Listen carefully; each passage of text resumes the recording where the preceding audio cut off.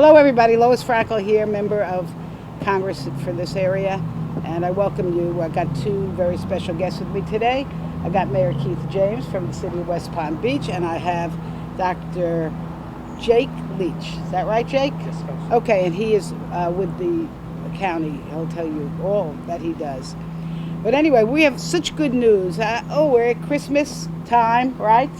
And I have good news and a good gift for all the people in Palm Beach County, and that is Joe Biden's infrastructure bill, which I was privileged to see him sign at the White House a couple of weeks ago. And just to say that billions of dollars are going to be coming into Florida, not only to modernize our roads and our bridges, our transit system, our internet connections, charging stations all over this state. But today we're going to talk about water projects, because there is money in this and resources to get in this infrastructure bill that's not only going to bring clean water to people all over this country, but also to help with resiliency and wastewater and a lot of water projects. And today we're going to talk about how we stop the flooding mainly, and how we keep people safe, their property safe, their personal, their cars.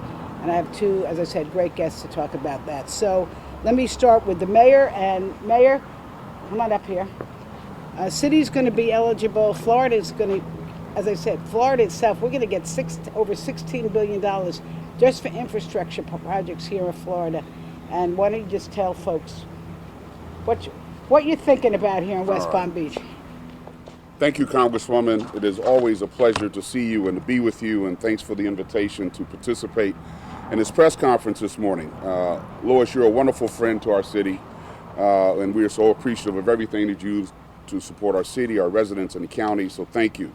Also want to extend a special welcome to Dr. Jake Leech from the Palm Beach County Office of Resilience. We're delighted, sir, to have you in our city, and I'm pleased by the wonderful collaboration between the city and the county to advance continued, ambitious, comprehensive, and equitable climate adaptation and mitigation actions. Working together, I know, sir, we can make a difference for our residents. So when I first learned President Biden signed the $1 trillion infrastructure bill into law, I was so delighted. This legislation contains approximately $50 billion for climate resilience alone. That's funding that could be used to harden infrastructure and make communities more livable in the face of continued threats of climate change. Here in South Florida, we are all too familiar with these threats, be they coastal flooding as a result of sea level rise, rising temperatures and heat island effects, and coastal storms, including hurricanes, that are more damaging.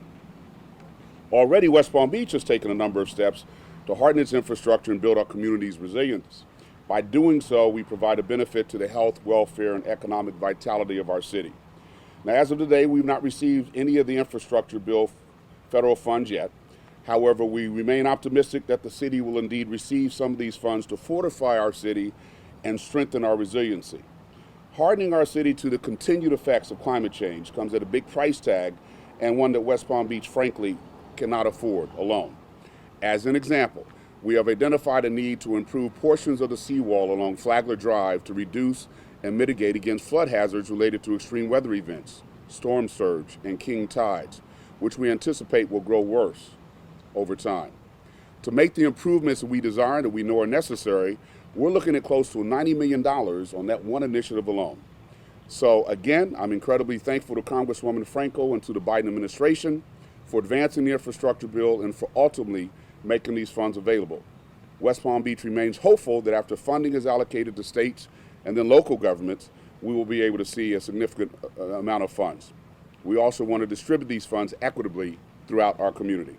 In the meantime, the city of West Palm Beach is proud to be a leader in advancing sustainability and resilience. And so we remain optimistic that the Biden administration's infrastructure bill will help our city continue to fortify our infrastructure against climate change's current and future threats. Climate action is a top priority for our city. It is the right thing to do, not only for our current residents, but for future generations. Thank you again. Okay, thank you.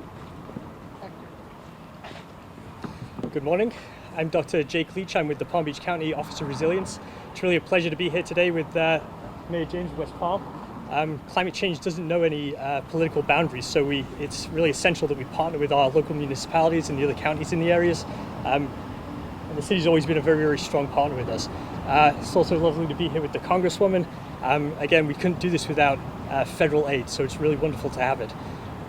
In Palm Beach County, we are on the forefront of climate change. We're here right at the ocean. We know that tidal flooding is going to be an issue, and we know that it's going to affect our infrastructure.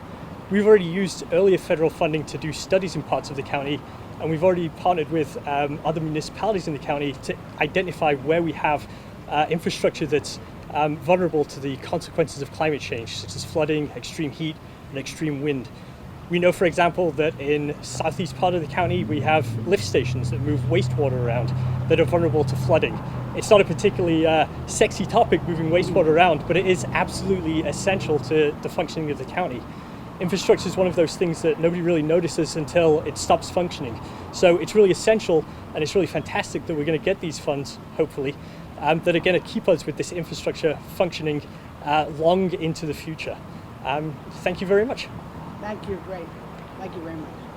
So, hey, I think everybody is aware of some of the really terrible disasters around this country, from fires to hurricanes to floods to recent tornadoes, and that's why this legislation, this Biden infrastructure bill, is so important as we become resilient, and hopefully we prepare for something that we hope doesn't come, but we know even the incidental flooding from the king tides.